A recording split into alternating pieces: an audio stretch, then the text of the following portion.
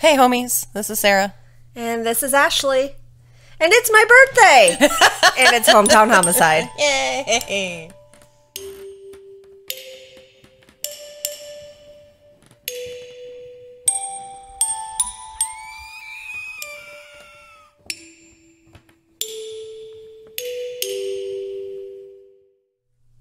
Okay, welcome back everybody.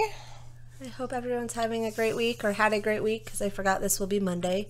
And yeah, good safe Memorial weekend. I'm celebrating my birthday still. I mean, yeah, my dad's birthday was yesterday. Oh, well, happy late birthday. But I thought we would start off this episode with our hearts. Our hearts go out to those affected by the school shooting in Texas. Yes, at Robb Elementary School. I can't imagine how horrible that was.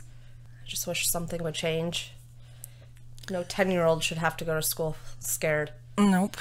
There's a lot of... Usually when I think memes, I think funny things, but it's not always funny things. But, you know, like, stuff going around, and it's like the thoughts and prayers, and it's crossed out, and it's... whatever, regulation and change. Something and change. Yeah. Legislation change. I don't know, but it's like, my yeah, heart something broke needs to be. When I found that out, I didn't even know how to comprehend it, and I just feel so deeply heartbroken for all those families and kids that had to go through that. At the end of today's episode, we got the clearance to reveal the project that we're getting to kind of help on a little bit. So stay tuned for what that is actually about. I had Brett text me, and he was like, I gotta know, is the special thing this? And I'm like, no, actually. He was like, fine. One thing I wanted to mention is there is a manhunt for Caitlin Armstrong. Oh, that's right. Ding. So there's a manhunt for Caitlin Armstrong. She's wanted by the U.S. Marshals for allegedly gunning down a pro cyclist in a jealous rage over a love triangle with her boyfriend. She was previously charged with larceny after she skipped out on a Botox bill. So I know she was, I guess it's been like 14, 15 days. They think she might be in New York, but she is wanted. If you have seen her, call the FBI. That's my soapbox. Okay. And I do apologize today if I sound like I'm struggling, because I am. Again, have been celebrating my birthday, and I'm not feeling the best today. And because not everyone is blessed with no hangovers like me. Right. So I'm a little foggy, and I just feel like I can't find words. So you have been warned. But it's my birthday, so just be okay with it. Oh, one last thing. Not one last. Make sure you get your reviews in on Facebook. Yes. And also, if you do it on Apple Podcasts, Spotify, and Good Pods, you do get bonus entries. So you get up to 3 bonus entries for a total of 4. Yes. Thank you to Kay Willie, aka Kara, for your review on Apple. And thanks to Heather for her review on the Facebook. And Tamra on the Facebook as well. Oh, yes. And thank you for Tamra as well, and everyone else that we've already thanked. But keep those coming in so you can get a piece of merch, because I know some people have already said, I want that. So I'm like, well, this is how you do it. And then someone else asked, how can they just buy some merch? So hopefully we'll have some pre-sales happening soon. So thank you everyone for your support and all your kind words. Yes. Another little bonus treat for you guys. We got our first, I don't know what we're going to call them yet, because listener tales is definitely a morbid terminology, but words are so hard. A home tale. So, I mean, we got like a first real email that had like a personal experience, holy shit kind of thing. Yeah. So we thought we'd share it, and then hopefully like more people will send them in, and then we can actually make full episodes out of them, and then call it Homie Ha. I don't know.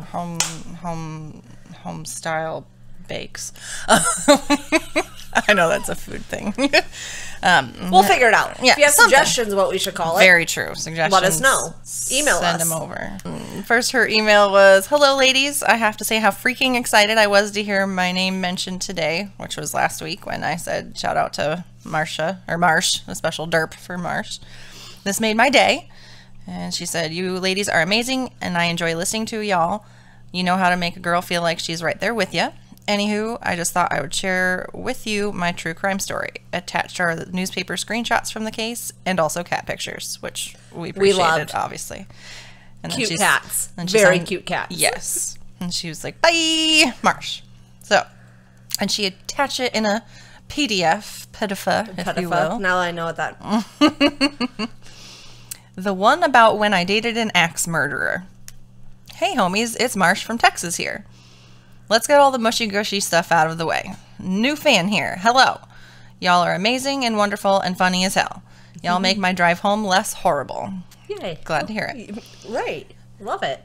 "My true crime obsession started in high school after one of my personal experiences with true crime. So I just thought I would send it and share with you wonderful ladies. Want to hear it? Here goes. This true story takes place my sophomore year in high school, circa 1993. Now I'm showing my age," she says. "I was 15 years old and I loved high school. I was on the drill team. I had lots of friends." Me too.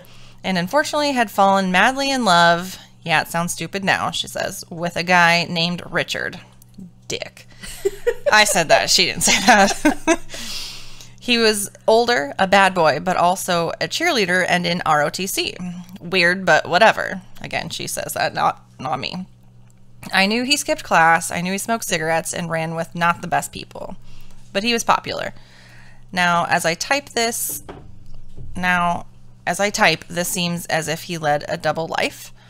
My dad, R.I.P. Dad, told me he knew he was bad news and that I should be careful.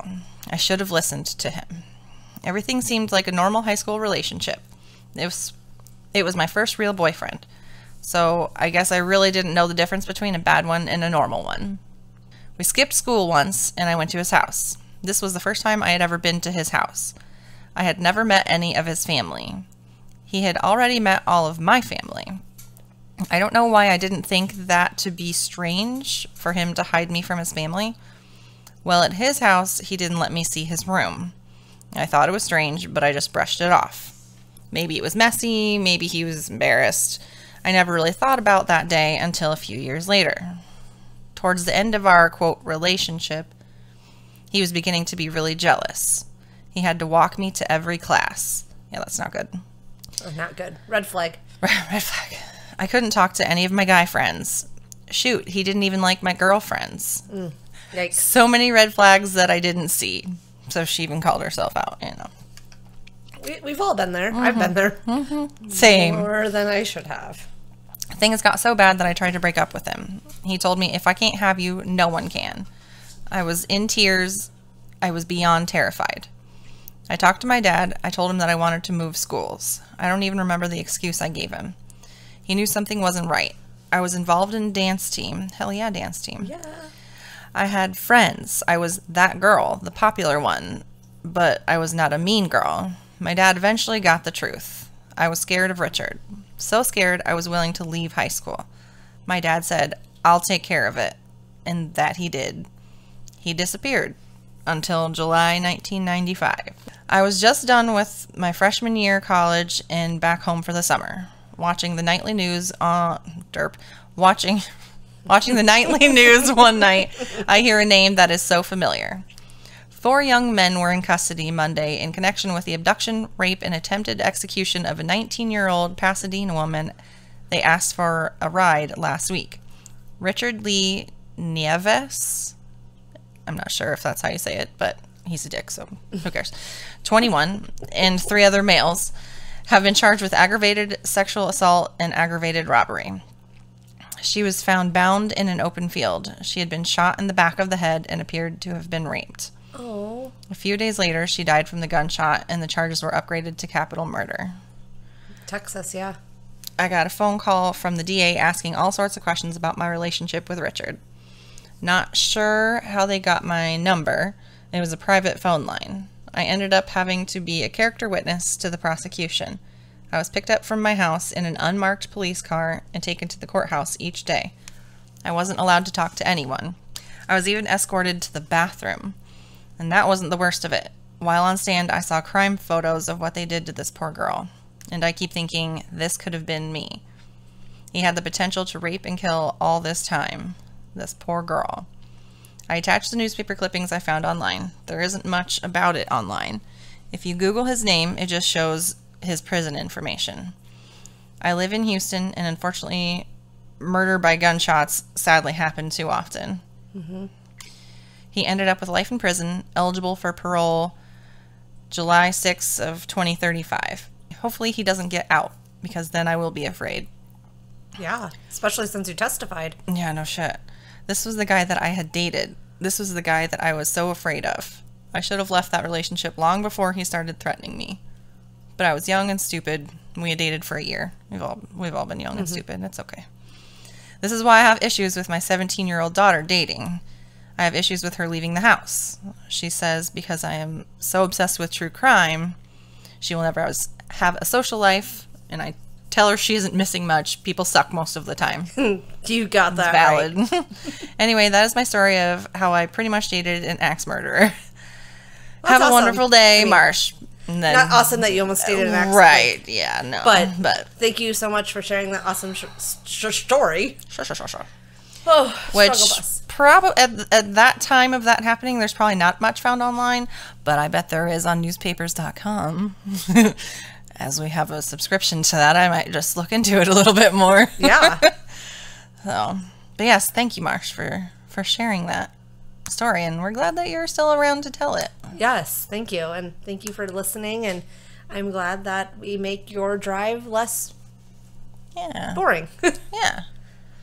Okay, so now we're going to get into my short, bizarre, suspicious death. I was going to do multiple ones, but again, ran out of time. So I might start, Sarah does bizarre news that she's kind of started. I kind of want to do like suspicious deaths, like just short ones.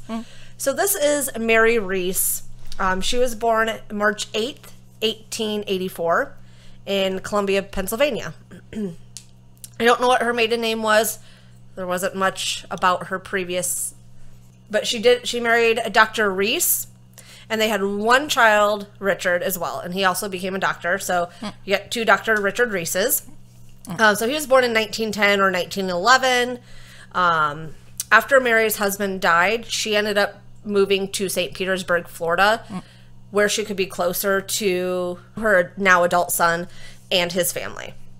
Mary, who was a heavy smoker, was not handling the Florida heat very well, and she had been complaining a lot about it. She was also known to use sleeping pills on the regular. Mary had been discussing with her son Richard a trip that she was planning to take back to Pennsylvania, and how she was looking forward to it because it was a chance to escape the Florida heat, but she also had concerns that the trip was going to fall through. Why? I don't know. That very next morning, on July 2nd, 1951, Mary's landlord, Pansy Carpenter, went to Mary's to deliver a telegram that Mary had received. Pansy knocked on Mary's door, but there was no answer. So she decided to just open the door, because last time I checked, landlords can't do that, but it was 1951. But when she touched the doorknob, it was warm, and not just like warm from Florida warmth, but like unbearably warm. So she immediately felt something was wrong and called the police. After police arrived and entered into Mary's apartment, what they found is not what they were expecting. The chair Mary was sitting on, along with Mary, were burnt to ashes. And they knew it was Mary because all that was left was her left foot, skull, and part of her spine. But if it weren't for those, they wouldn't even have known it was an actual person's remains. I don't remember the name. I didn't remember her name, but I think BuzzFeed Unsolved had done this. But I was like, oh, is it the foot? Is it the foot? Yeah, okay. So Mary's body had been almost completely cremated. The only thing left of the chair were the springs. But next to that was a pile of newspapers, completely intact. Mm-hmm. Even the other furniture, carpet, and walls were all intact. The only sign of fire were a few softened plastic appliances and some soot on the ceiling from the heat and smoke. Mm-hmm. Just so fucked up. Just, like... very located to one specific spot. Right. Now, cremation requires a temperature of around 3,000 degrees. But Mary has been essentially cremated. To make this even more strange, her skull had shrunk to a very small size. Size of a teacup!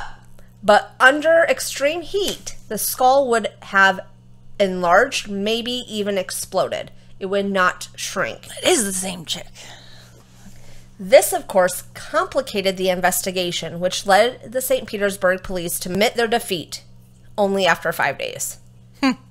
Now, the landlord, Pansy, said that she did smell smoke around 5 a.m., but dismissed it because she thought it was just an electric trump.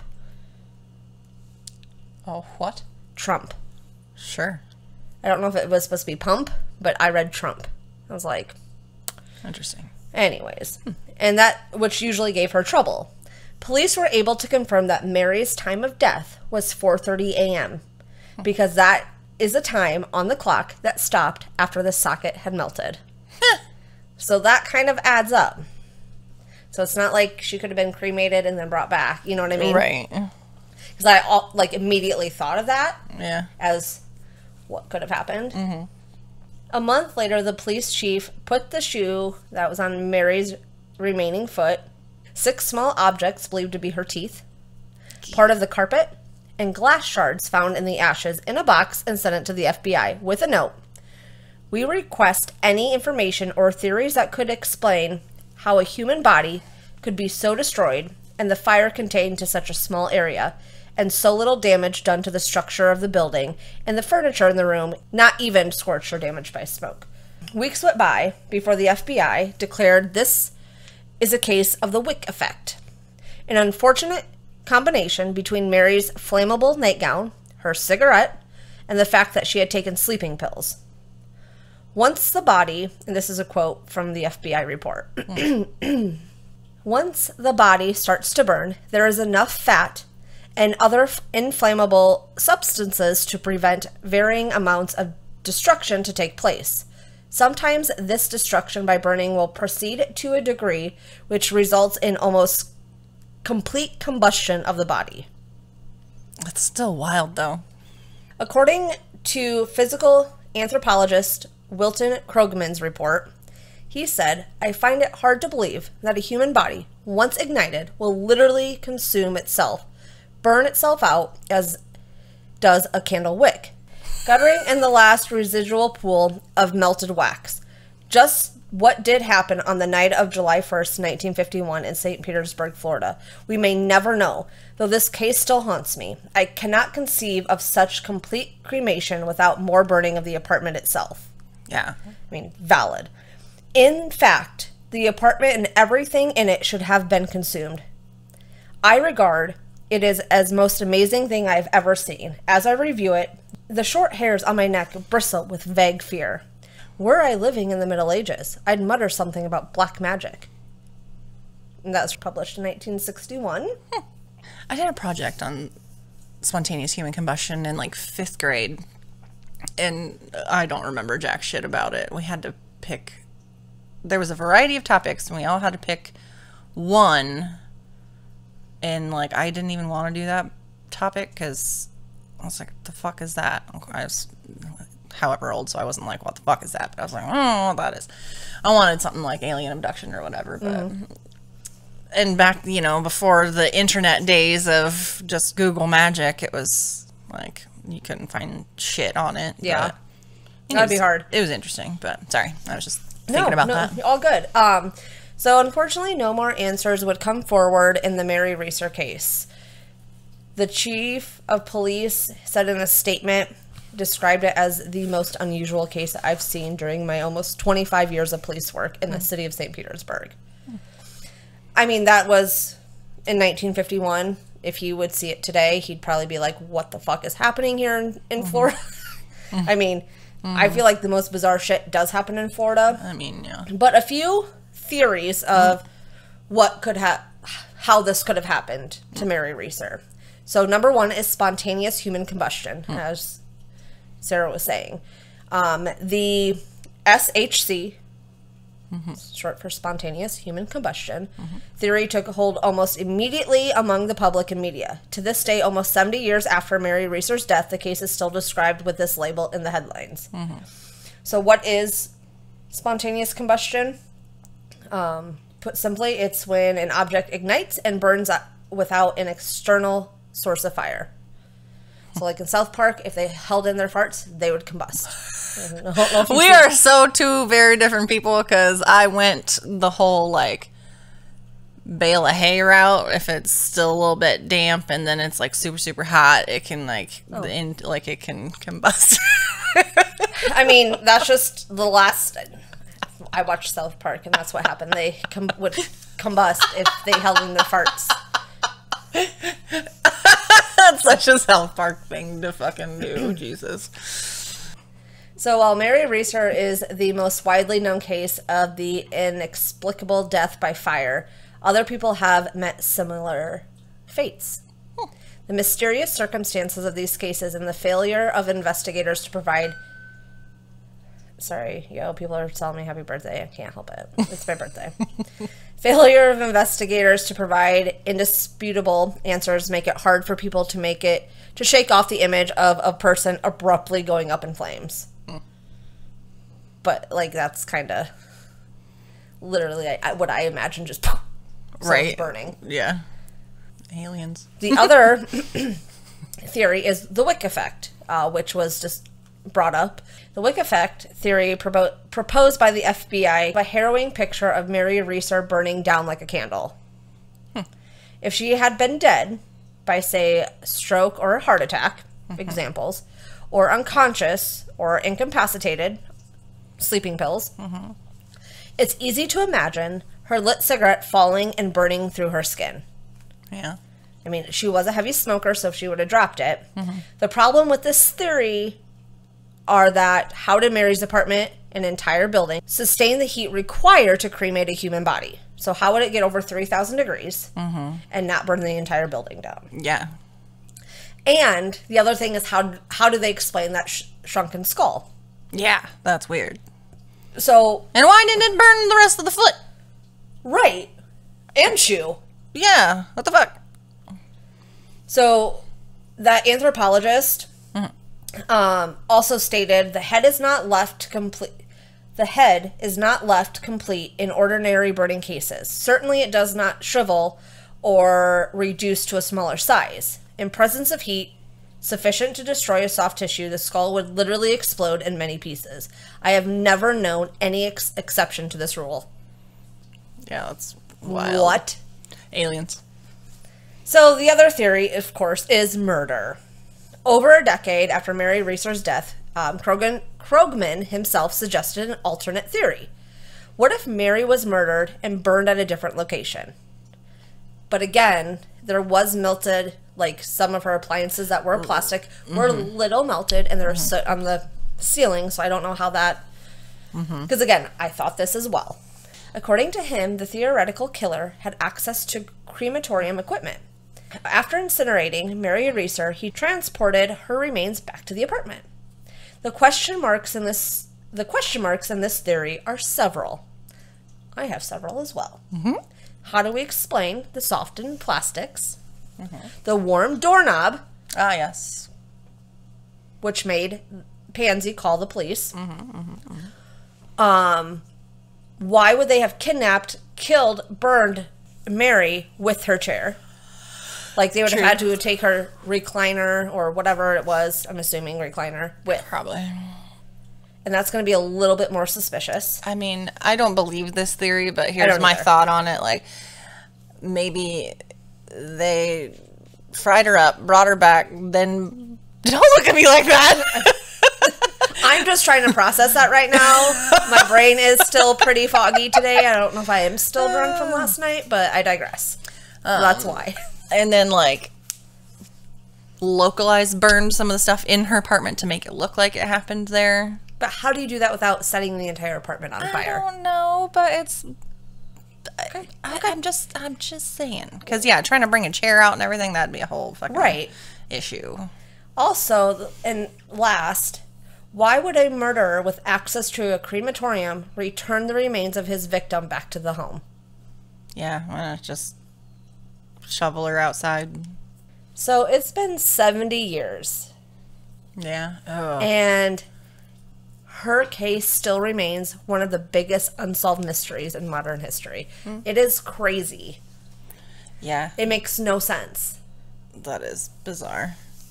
I would like to know if, like, that foot that was left, was it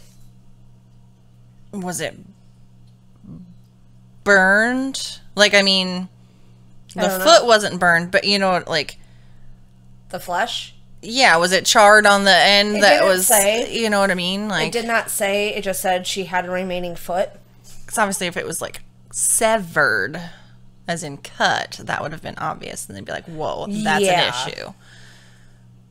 I don't know. It's just, honestly, nobody knows what happened to her. I mean, I honestly think the cigarettes and the sleeping pills had something to do with it, but how was the fire contained to just her in her chair when there was newspapers right next to it and those weren't even, like, fully, like, they were fully intact. Aliens. It just, you know, that also came to my foggy brain. Okay. Oh, laser beam. And that's how her skull was shrunk. Right? Like, who? How? That just blows my mind. It's interesting. Yeah, I remember Shane in BuzzFeed Unsolved. Shane was, like, laughing. They take their thing serious, but also, like, who sees a shrunken skull? He was like, what the hell? Like, right. It's just like, that's... But I want to do more bizarre. of these type of cases that are just hard, that there are no answers. I wanted to do another one to go along with this today, but again, ran out of time. I apologize, guys. It was still an interesting story. I appreciate it. Thank you, Ashley. If you have a theory or you have something to say about it, or let if us you're know. a scientist and, like, wicked smart and you have some sort of input, I'd be like, oh, actually, throw it our way, man. Yeah. So, as promised, yes, the project that we have been asked to help on a little bit. If you're homies that have been here since the beginning, even through our sound issues, Ashley did the Carol Swoboda Thompson case in episode 5. The description we have listed for that is Ashley rings in, oh my gosh, it was the first one in this year. It was in 2022. Ashley rings in 2022 with the murder of Carol Swoboda Thompson. She seems to have the perfect Minnesotan life until she was attacked in her own home March 6, 1963, that drew global attention and rumored to inspire a well-known film. So this was the one where her husband, allegedly, T. Eugene, well, he was found guilty of it and served time. Hired to kill. Hired some dirtball to kill her. And then he hired somebody else to do the killing. And he was hiding in the basement with a length of garden hose. It was just kind of very bizarre. It was weird. I don't know what the hell that point was with that. But he ended up stabbing her to death. Later, once T. Eugene served his time and got out, like, his family held, like, I think he called it a kitchen trial. Because his son even was a lawyer. Yep. And, you know, whatever. Basically, the family believed he did it, but he still sat there and said, no, I didn't, no, I didn't. But her grandson, Lance, reached out to us about a month after it aired. And this is part of the email he sent us. Good afternoon. Carol Thompson was my grandmother. I never met her. I was only born the year my grandfather got out of prison. I'm listening to your episode on YouTube as we speak. And he said, I've recently interviewed my father, Jeffrey Thompson, about his father, Tilmer Eugene Thompson. I'm putting together an audio story, and I'm curious if you all would like to give it a test run once I'm done with the first episode. And he wanted to know if that was something we thought people would actually want to listen to. So, of course, we were like, hell yeah, to all of it. Helping, listening. Right. people want to listen to it, absolutely. So he's been putting together a series, and he let us listen to the first audio, and just some of the things that Jeffrey said about his father, Tilmer, because that's what he called it, right? More backstory, yeah, Tilmer, to add more backstory to who he was as a person. Yeah, like, you know. And also Carol. Yes, because this was one of those older cases where you can't find a whole lot about. Well, you found a decent amount of how they had like that utopian type white picket fence and everything else, but it was before the days of everybody put everything on Facebook and all that. So, but it was such a global trial that I was able to find a lot on the actual trial and whatnot. But as far as the people themselves, exactly, like their path, like growing up and stuff. So Lance is able to provide that family backstory and asked us to be involved with it. Yes, so we are actually recording the intros to each of the episodes. Yeah. So you can. I think the goal is sometime in June, like later June, that he's hoping to have all these 6 maybe episodes of a series ready. So we would love it if you guys are interested to hear like true interviews of the family member of, you know, someone involved like that. Then you guys can listen to. It's called Tilmer, I believe is just the title of it, but we can link it once we have an actual link and everything. But once he has it all ready, and hopefully we can post a little preview on ours.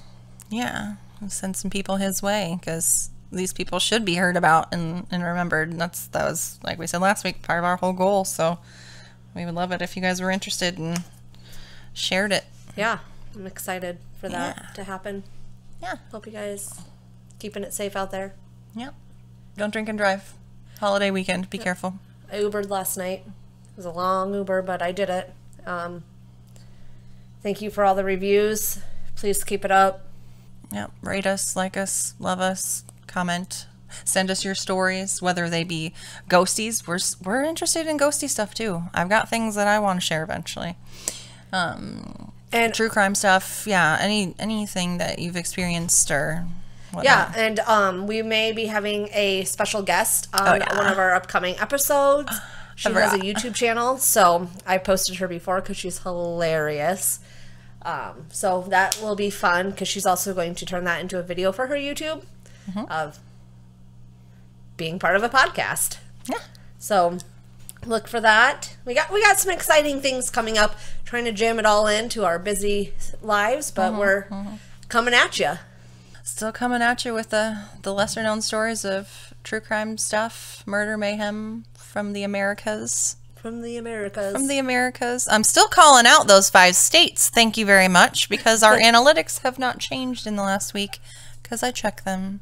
Alaska, Wyoming, Vermont, New Hampshire, and Rhode Island. I almost said Mount Vernon again. I'm not sure what that's about. I'm not sure either. The V, like, that's not, whatever. But, yes, try to keep it to the Midwest, but there are other states and things that are, like the spontaneous human combustion from Florida. Like, that's a very interesting story that a lot of people probably don't know. So I want to try to do, and I thought of this, a weird, not weird, but like bizarre case like this, one for each state, starting alphabetical, like just going through the list. But we'll see what I can find if you guys want to hear about that. Yeah, that could be another little mini, like a series. Like I've got the bizarre news, and you could have something, whatever. So but, yeah, thanks, guys. I'm gonna go celebrate and drink some more. So I'm gonna go edit, because this needs to come out in less than 24 hours.